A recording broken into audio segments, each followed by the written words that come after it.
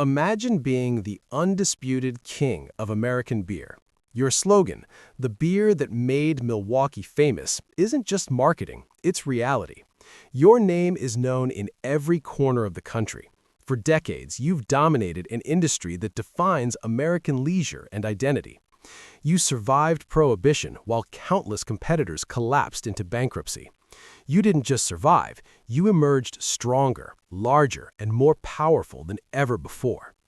By the mid-20th century, you were no longer just a brewery, you were an institution. By the 1950s, your company stands at the absolute peak of American manufacturing success. Your breweries are marvels of industrial efficiency. Your distribution network reaches nearly every city, town, and highway rest stop in the nation. On Wall Street, analysts call you a textbook example of corporate excellence. Business schools study your methods. Investors trust your leadership. You and Budweiser battle relentlessly for the #1 spot, trading market share like heavyweight champions exchanging blows in the ring. Then comes 1973, the year everything appears perfect. This is your summit. Your profit margins are the highest in the entire beer industry. Your production processes are the most advanced in the world. Your breweries produce more beer faster and cheaper than anyone thought possible. Executives speak confidently about the future. Shareholders are thrilled. From the outside, there is no sign of weakness, no hint that disaster is approaching. But beneath this polished surface, something dangerous is unfolding, quietly, methodically. A decision has already been made. Not a dramatic announcement, not a public shift, just a series of small changes, introduced gradually, almost invisibly. A little less barley here, a little more chemical assistance there. Shorter fermentation times, faster production cycles. Every change seems logical on paper. Every change improves efficiency. Every change boosts margins.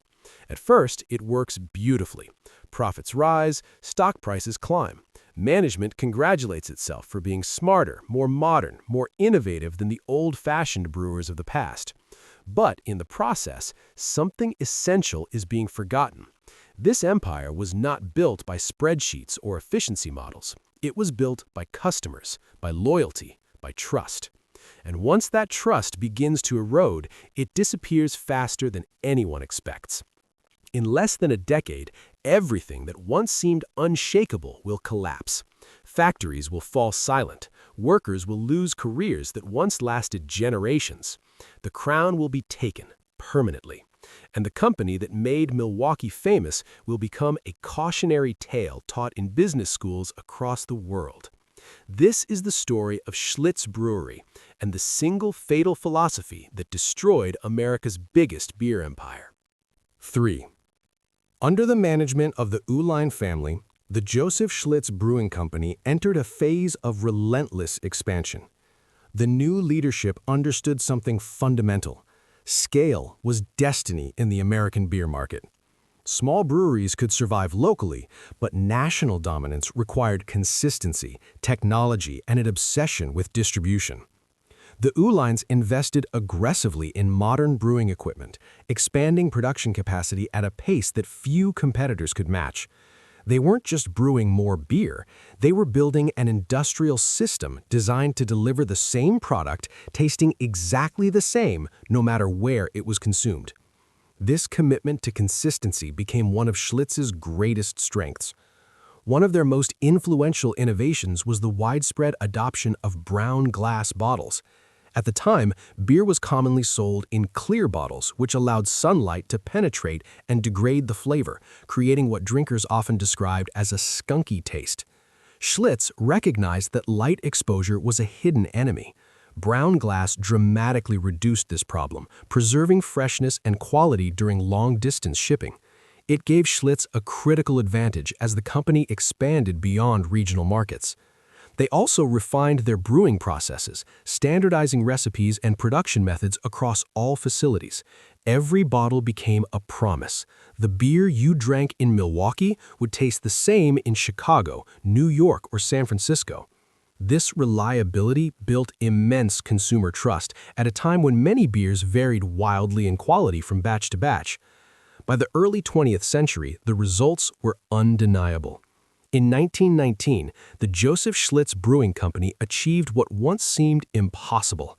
It became the largest beer producer in the United States, producing over 1 million barrels per year. No American brewery had ever reached that scale before.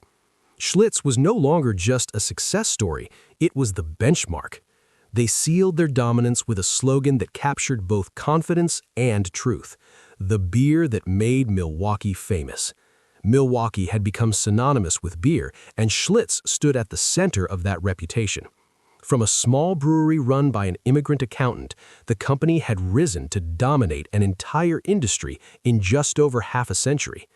This was the American dream, bottled and sold by the millions.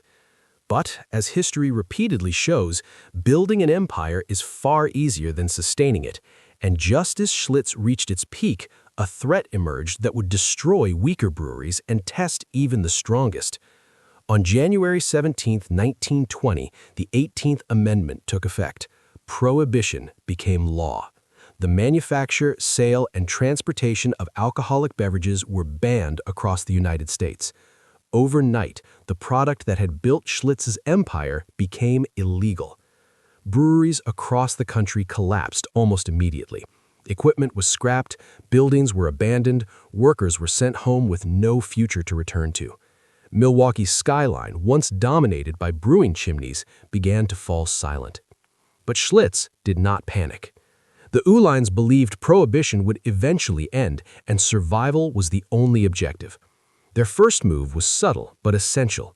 They changed the company's name from the Joseph Schlitz Brewing Company to the Joseph Schlitz Beverage Company. Brewing was illegal, beverages were not. They retooled their massive factories to produce near beer, a non-alcoholic product containing less than 0.5% alcohol. It was legal, it was barely profitable, and most people disliked it. But it kept the Schlitz name alive and workers employed. More importantly, Schlitz began producing malt syrup, marketed innocently for baking and cooking.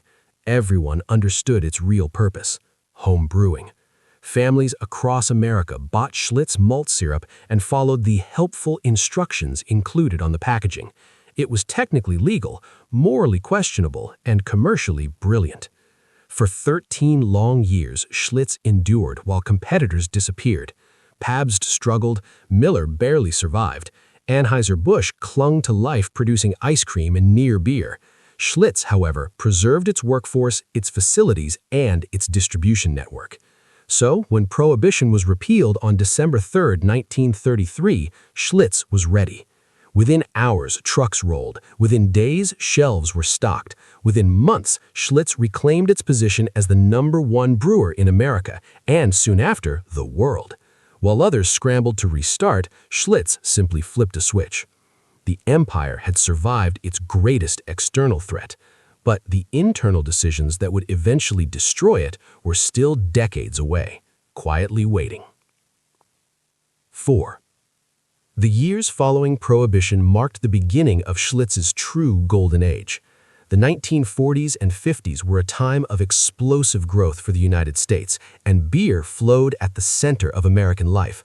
Soldiers returned home from World War II, started families, bought houses, and celebrated prosperity in backyards, bars, and ballparks. And more often than not, the beer in their hands was Schlitz. Milwaukee transformed into what would later be called the Silicon Valley of brewing. 4 massive beer empires dominated the city: Schlitz, Miller, Pabst, and Blatz.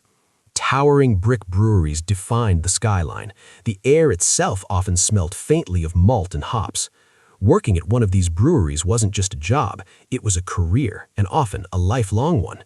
A young man could start on the bottling line, learn the craft, move into management, and retire decades later with a pension that supported his family. With a single brewery paycheck, workers bought homes, sent their children to college, and built the post-war American middle class. Schlitz wasn't just producing beer, it was producing stability, pride, and identity. But dominance attracts challengers. In St. Louis, a rival was rising with relentless ambition: Anheuser-Busch, the maker of Budweiser. Throughout the 1950s, Schlitz and Budweiser engaged in an epic year-by-year battle for the #1 spot in American beer. One year Schlitz led, the next year Budweiser surged ahead, then Schlitz clawed back. They traded the crown like heavyweight boxers trading punches. Neither company was willing to concede. Marketing budgets exploded. Television and radio became battlegrounds. Billboards and stadium sponsorships saturated the country. Beer was no longer just a drink, it was identity. Choosing Schlitz meant loyalty to Milwaukee, to tradition, to German brewing heritage. Choosing Budweiser meant modernity, scale, and American ambition. Milwaukee wore its brewing dominance with pride. Tens of thousands were employed by the industry. The city stood as proof that American manufacturing could compete globally and win. Schlitz seemed invincible, a permanent fixture at the top of American industry. But cracks were forming beneath the surface. In the summer of 1953, tensions between brewery workers and management reached a breaking point. Wages had failed to keep up with post-war inflation. Working conditions in the hot, dangerous breweries remained harsh. The unions prepared for confrontation, and management underestimated their resolve. On June 1, 1953, workers at Schlitz, Pabst, Blatz, and Miller walked off the job simultaneously. Every major brewery in Milwaukee shut down at once. Management assumed the strike would be brief. It wasn't. 76 days passed, more than 2.5 months. The brewery sat silent. Distribution networks built over decades became useless overnight. Shelves emptied, bars ran dry. Loyal Schlitz drinkers across the country walked into stores and found nothing where their beer should have been. And nature abhors a vacuum. 300 miles south in St. Louis, Anheuser-Busch was fully operational. Budweiser flooded the markets Schlitz had abandoned. Trucks rolled into neighborhoods that had been Schlitz territory for generations. Bars switched taps, stores filled coolers. Customers hesitated at first, then adapted. They discovered something uncomfortable. Budweiser was fine. By the time the strike ended in August, Schlitz workers had won better wages and conditions, a victory for labor. But Schlitz had lost something far more difficult to reclaim: habit. Drinking habits changed, and once consumers switched, many never switched back. Schlitz briefly reclaimed the #1 spot in 1954 through aggressive promotions, but the damage was permanent. Budweiser learned Schlitz could be beaten. By 1957, Budweiser took the crown and never relinquished it again. Schlitz management misread the warning. They saw a temporary setback, not a structural lesson. They were still profitable, still powerful, still #2, and that misinterpretation would push them towards the decisions that truly sealed their fate. 5. The lesson Schlitz should have learned from the 1953 strike was simple and brutal. Availability and consistency mattered more than brand loyalty. When beer disappeared from shelves, customers moved on, and once they moved on, many never returned. Market share, once lost, was extraordinarily difficult to reclaim. But Schlitz management drew a very different conclusion. Instead of seeing reliability and product quality as the foundation of dominance, executives concluded that the real problem was cost. If Schlitz could no longer guarantee the #1 position in volume, then the future lay elsewhere: profit margins, efficiency, financial optimization. If they couldn't beat Budweiser in scale, they would beat them in profitability. This philosophical shift marked the beginning of the end. At the center of this transformation were two men whose decisions would quietly dismantle everything Schlitz had built. The first was Bob Martin. The second was Robert Uihlein, Jr. Bob Martin joined Schlitz in 1952 as a young market research analyst, fresh out of college, earning $300 a month. He was intelligent, ambitious, and convinced he was smarter than nearly everyone around him. Within 3 years, he was promoted to head of the research department, not because research was valued, but because no one at Schlitz paid much attention to it at all. Martin did. He believed information was power, that consumer behavior could be manipulated, that marketing wasn't about persuasion, but control. He cultivated relationships with distributors, bar owners, and retailers, using gifts, favors, and carefully disguised incentives. It wasn't bribery, he insisted, it was just how business worked, and the results spoke for themselves. By the 1960s, Martin had risen to senior vice president, overseeing marketing across the entire company. His aggressive tactics delivered short-term gains that executives loved, and those gains reinforced the belief that ethics, tradition, and restraint were obstacles rather than safeguards. Then came Robert Uihlein Jr. When he became chairman and CEO in 1967, Schlitz entered a new era. Unlike earlier generations of leadership, Uihlein was not a brewer at heart. He was a modern executive. To him, beer was not a craft, but a product. Brewing was not tradition, but a manufacturing process, and the company itself was a machine to be optimized. His philosophy was deceptively elegant. Small changes made gradually could transform profitability without anyone noticing. He called it salami slicing. Adjust one ingredient slightly, speed up one process, replace one component with something cheaper. Each change alone seemed harmless. Together, they fundamentally altered the product. Uihlein believed modern chemistry and technology could replace time, patience, and craftsmanship. Long fermentation times looked like waste. Expensive ingredients looked inefficient. Traditional brewers were dismissed as sentimental and outdated. Data, computers, and optimization models would lead the future. In the 1960s, Schlitz invested heavily in cutting-edge technology, including a state-of-the-art brewery in Baldwinsville, New York, featuring continuous fermentation. Beer could now be produced faster than ever before. Management proudly marketed this as scientific precision, branding Schlitz as the most carefully brewed beer in the world. But carefully was a word doing a lot of work. What it really meant was faster, cheaper, more efficient. Every short-term metric improved. Costs fell, margins rose, investors applauded. Wall Street praised Schlitz as a model of modern corporate excellence. And with every positive report, management became more confident that they were right. They couldn't see what they were losing, because the beer itself was changing. And once customers noticed, there would be no turning back. 6. By the early 1970s, Robert Uihlein Jr.'s strategy appeared to be working flawlessly. On paper, Schlitz looked healthier than it had in decades. The company was still the second largest brewer in the United States, but the gap with Budweiser was narrowing. Market share was growing faster than almost every major competitor. Revenues were rising year after year. Profit margins were expanding at a pace that thrilled investors. Wall Street was euphoric. Financial analysts praised Schlitz as a case study in modern corporate transformation. Business magazines described the company as disciplined, innovative, and ruthlessly efficient. Executives were profiled as visionaries who had embraced technology instead of clinging to outdated traditions.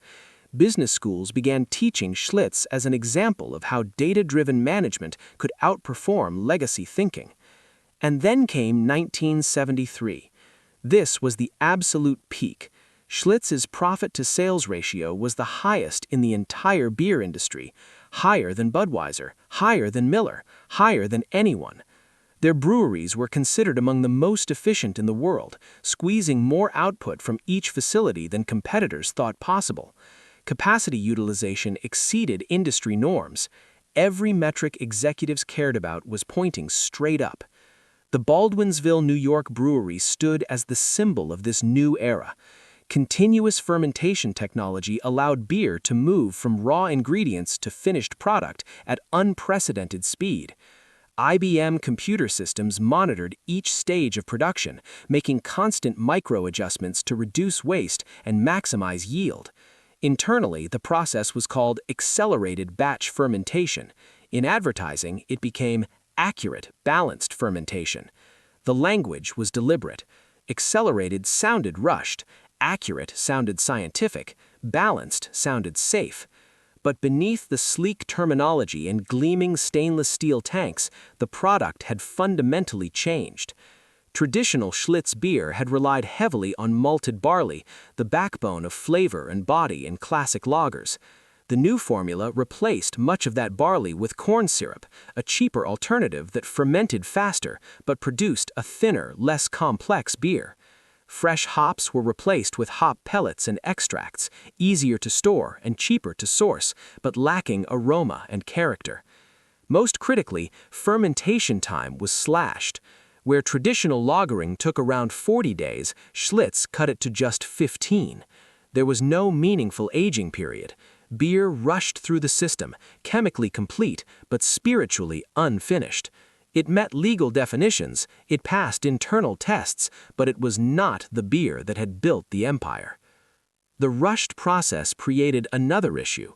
When refrigerated, the beer developed a cloudy haze, something consumers associated with spoilage. Instead of slowing down, Schlitz added silica gel to the brewing process to clarify the beer. It worked visually, but it was a chemical solution to a problem caused entirely by speed. These decisions were not hidden accidents, they were calculated trade-offs, and management believed consumers would never notice. For a brief moment, they were right. Sales remained strong, profits climbed, the numbers looked perfect. But beneath the surface, the foundation of trust was eroding. Customers didn't need to understand brewing science to know something was wrong. The beer tasted different, thinner, less satisfying. And once drinkers begin to question a product, confidence evaporates fast. Schlitz was standing at the highest point it would ever reach, and the fall was already inevitable. 7. The first signs of trouble didn't come from Wall Street, regulators, or competitors. They came from ordinary drinkers, people who had grown up with Schlitz, people who had trusted the brand for decades. Quietly at first, then louder, consumers began to notice that something wasn't right. The beer didn't taste the same. It wasn't a dramatic rejection. There was no single moment of outrage. Instead, there were small hesitations. A drinker finishing a can and feeling less satisfied. A bartender noticing more half-finished glasses. A loyal customer trying another brand just this once. These micro-decisions spread faster than executives realized. Complaints started to reach distributors. Bars reported customers asking why Schlitz tasted different. Retailers noticed sales slowing in key markets. Internally, warning signals appeared, but they were filtered through layers of management obsessed with efficiency metrics and quarterly performance. The numbers still looked acceptable, so the concerns were dismissed. Then came Hawaii. In 1964, Schlitz had acquired Primo Brewery, a beloved local Hawaiian brand. By 1971, Primo controlled roughly 70% of the Hawaiian beer market, an extraordinary level of dominance in a region known for strong local loyalty. Schlitz decided to apply its new efficiency model to Primo, introducing accelerated fermentation and ingredient substitutions. The reaction was immediate and brutal. Hawaiian consumers rejected the beer almost overnight. Sales collapsed, market share evaporated. The same people who had embraced Primo for generations turned away once the taste changed. The experiment failed so spectacularly that Schlitz was forced to reverse course and return Primo production to traditional methods. It should have been a blaring alarm, but Schlitz executives interpreted it as an isolated regional issue. Hawaii was different, they reasoned. Mainland consumers wouldn't react the same way. The lesson was ignored. Then the lawsuits began. Consumers reported bottles that turned cloudy, developed off flavors, or spoiled prematurely. Distributors filed complaints. Retailers demanded answers. The brewing shortcuts that saved money introduced instability into the product, and once beer quality becomes inconsistent, trust collapses fast. Regulatory scrutiny followed. Schlitz was forced to recall millions of bottles. Shelves emptied again, echoing the disaster of the 1953 strike. Once more, customers walked into stores and found no Schlitz. Once more, competitors filled the gap. Only this time, Schlitz couldn't recover. Advertising spending exploded in a desperate attempt to win back loyalty, but marketing can't fix a broken product. The more Schlitz tried to reassure consumers, the more obvious the problem became. The brand's image shifted from reliable to risky. By the mid-1970s, sales were in freefall. Market share collapsed, profits vanished. The efficiency model that once delivered record margins now magnified losses. Fixed costs crushed the company. Breweries closed, workers were laid off. Milwaukee, once the proud heart of American brewing, began to lose its identity. The empire was no longer dying slowly, it was collapsing in real time.